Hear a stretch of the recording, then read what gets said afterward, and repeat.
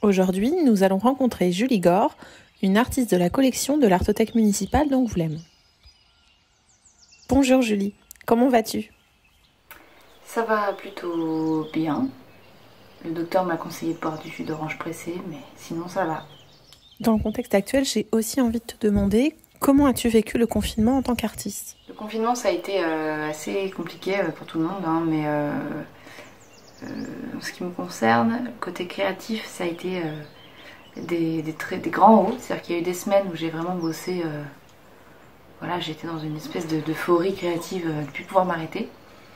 Et puis des longues périodes de peut-être 2-3 semaines où j'étais complètement séchée et que j'étais dans l'incapacité de produire quoi que ce soit, du travail récréatif ou du travail que je dois rendre, quoi. Donc ça a été compliqué à gérer toutes ces angoisses qui ont eu un impact direct sur mon travail, et ça même suite au déconfinement. Ça continue un peu. J'ai vu que tu as été très active sur Instagram.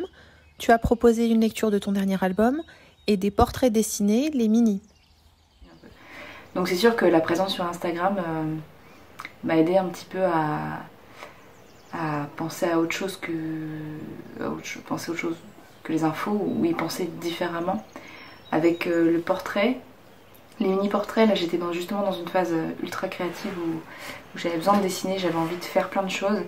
Et en fait, je me suis dit que de faire des petits dessins pour les offrir aux gens qui, du coup, sont dans l'angoisse aussi, et pouvoir peut-être leur apporter un peu de positif, ça me faisait du bien, et ça pouvait leur faire du bien. Donc, ça m'a vraiment motivée à le faire.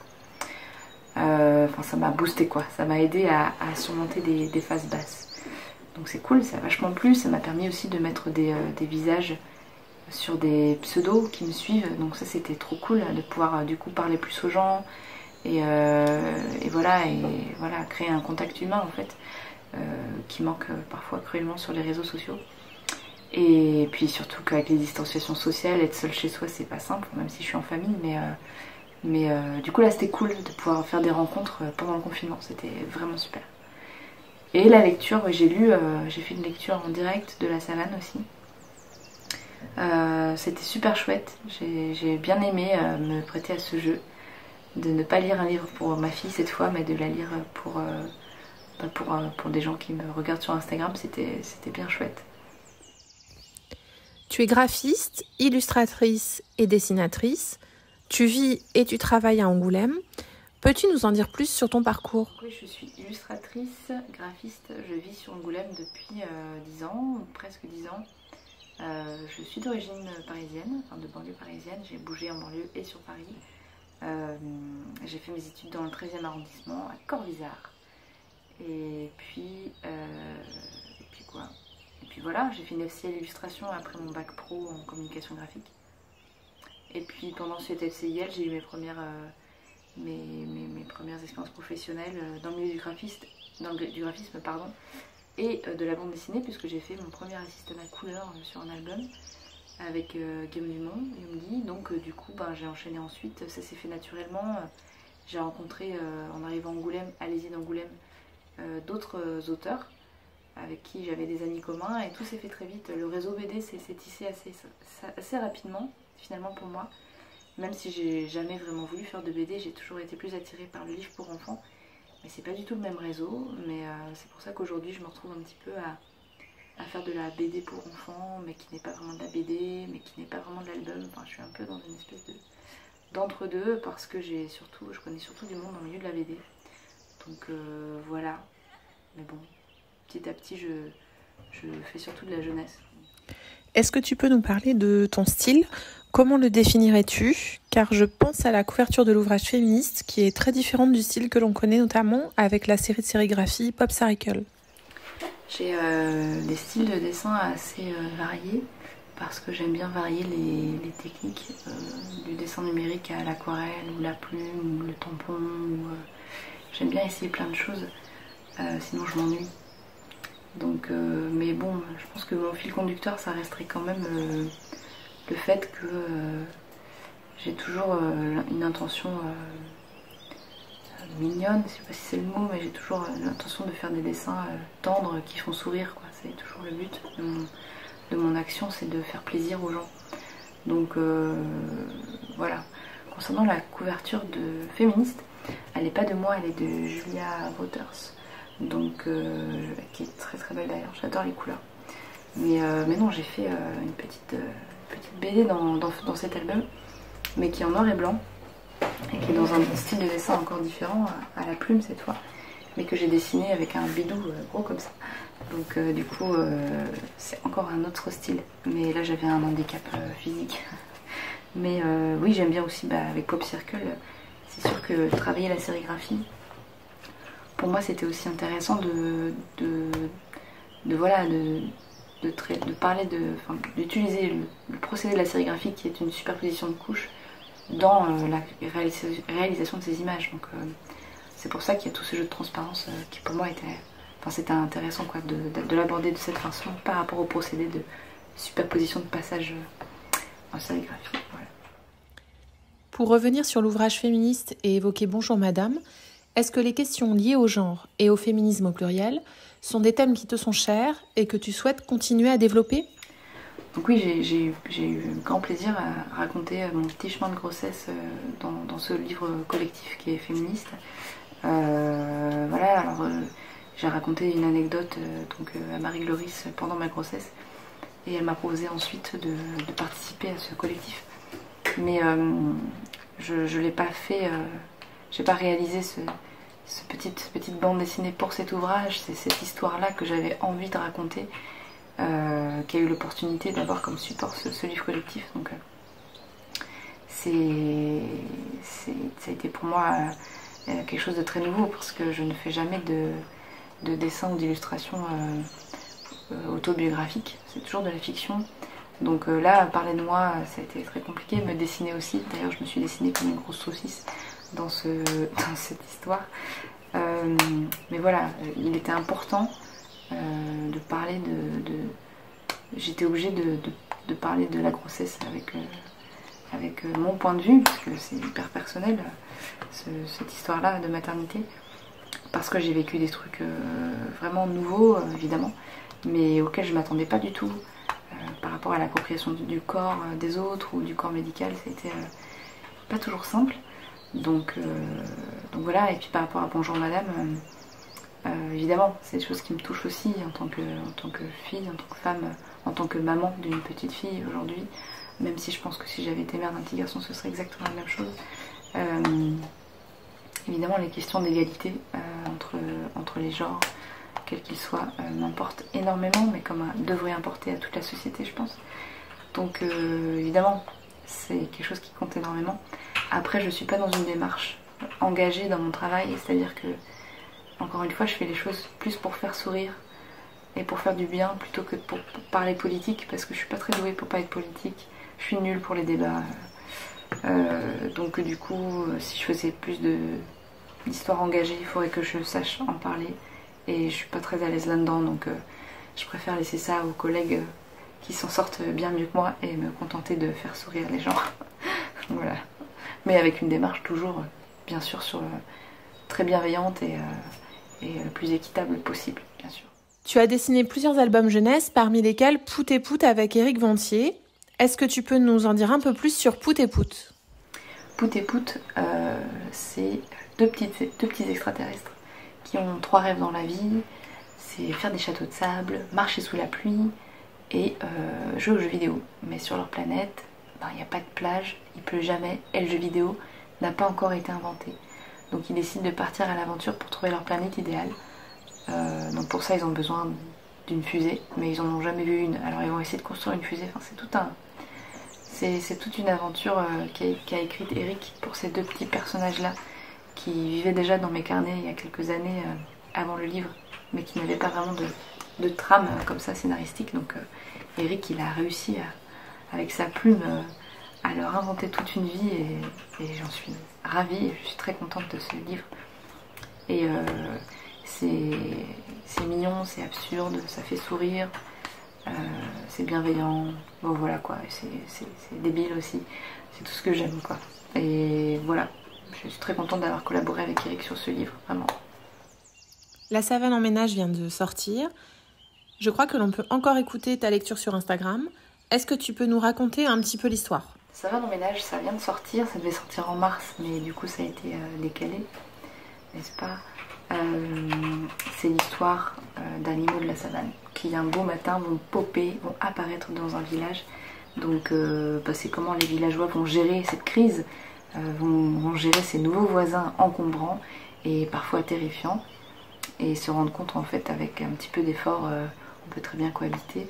Et c'est un ouvrage qui a été donc réalisé avec Charles Le Prévost aux éditions Maki Sapa, en collaboration avec une biologiste, Anne Wilburn, qui en fait du coup va parler à la fin dans un petit dossier de vraies situations où les animaux cohabitent dans des villes. Donc c'est hyper intéressant de faire un parallèle entre la fiction, une petite histoire mignonne et rigolote, et de parler aussi aux enfants de cette cohabitation humains-animaux, et que oui, il ne faut pas oublier que les villes ne nous appartiennent pas, que des villes c'est juste des gros morceaux de pavé qu'on a mis sur une nature qui peut très bien redevenir sauvage un beau jour, et que ces animaux-là, ils ont dû nous faire de la place parce qu'on ne leur a pas laissé le choix. Donc du coup c'est un livre que pareil j'ai pris beaucoup de plaisir à faire. Je suis très contente de ce livre. Tu as donc travaillé avec Charles Le Prévost pour La savane en ménage. Le lien est donc tout trouvé. Si je te dis un bon chien. Donc oui, j'ai travaillé avec Charles Le Prévost pour La savane en ménage, et pendant le confinement, on a eu un autre projet, il a eu un autre projet avec plein d'autres illustrateurs, c'est Bon Chien. Donc c'était un petit fanzine en fait à télécharger sur son site, Un Bon Chien, et qu'on peut plier comme ceci et collectionner. Donc j'en ai réalisé un, voilà, mais il y en a plein d'autres et ils sont super beaux tous. Et donc du coup j'ai réalisé une petite boîte avec lui pour pouvoir ranger tous ces petits fanzines. Et donc qui est là. Et le patron est également disponible sur le site. Donc voilà, donc c'était super cool. Et d'ailleurs le projet continue même après le confinement. Il y a d'autres nouveaux fanzines qui arrivent, donc n'hésitez pas à y jeter un petit coup d'œil. C'est vraiment un très cool projet. Charles est un très bon scénariste, plein d'idées. Est-ce que tu envisages un jour de dessiner, mais aussi d'écrire une histoire ? Alors oui, les projets d'écriture, j'en ai. J'ai déjà des histoires dans mes cartons. Mais pour l'instant, je pense que c'est pas encore le moment pour moi. Voilà, je pense que je suis pas encore prête. J'ai déjà proposé des histoires à des copains, copines dessinateurs. Mais peut-être qu'un jour j'aurai un projet où je fais les deux. Ce jour-là, ce serait une victoire parce que j'aurais enfin eu assez confiance en mon dessin et en mon texte pour assumer un projet à moi toute seule. Un jour peut-être. Mais en tout cas, oui, c'est pas les idées qui manquent. J'ai écrit pas mal d'histoires, pas mal de chansons aussi. J'invente beaucoup de comptines depuis même avant ma fille. J'ai toujours aimé ça. Mais bon, après, j'ai pas l'impression que ce soit mon métier. Donc j'ai l'impression que mon métier c'est le dessin.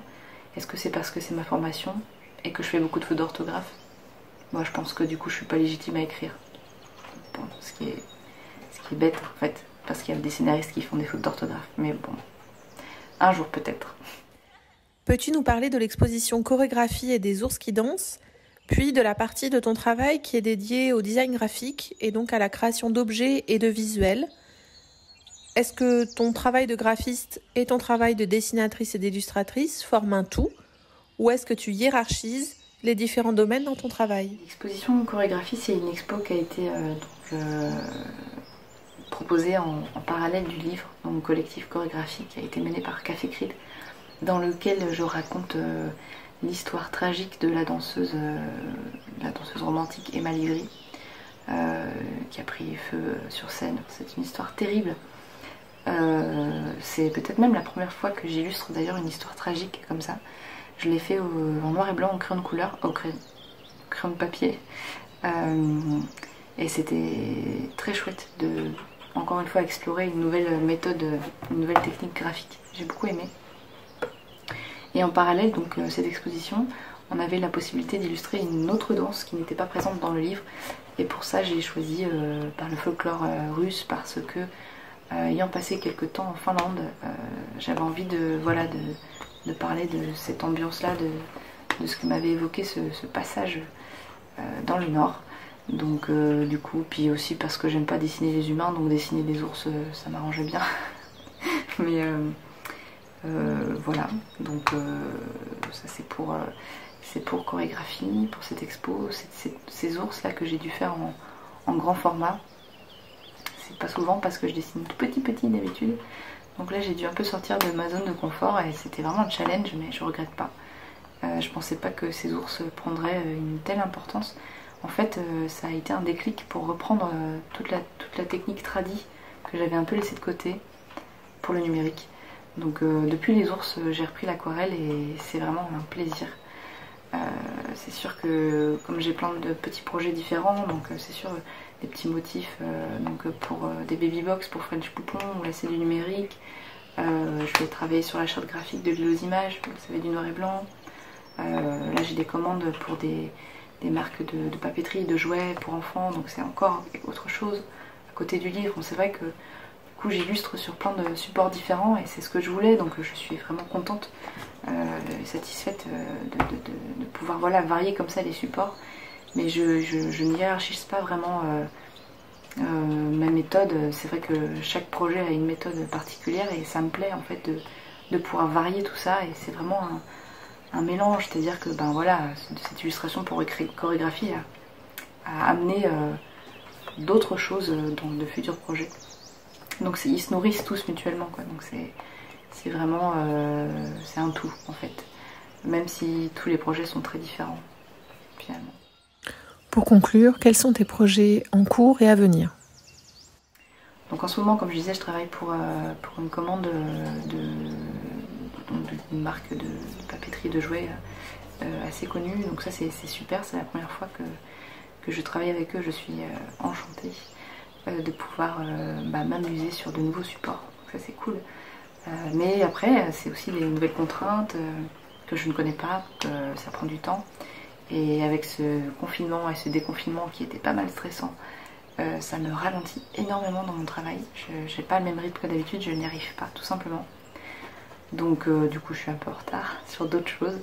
On a un projet de livre aussi avec les éditions Maki Sapa qui parleront du tournage de Wes Anderson qui a eu lieu à Angoulême donc l'année dernière pour son film The French Dispatch qui sortira donc en 2020.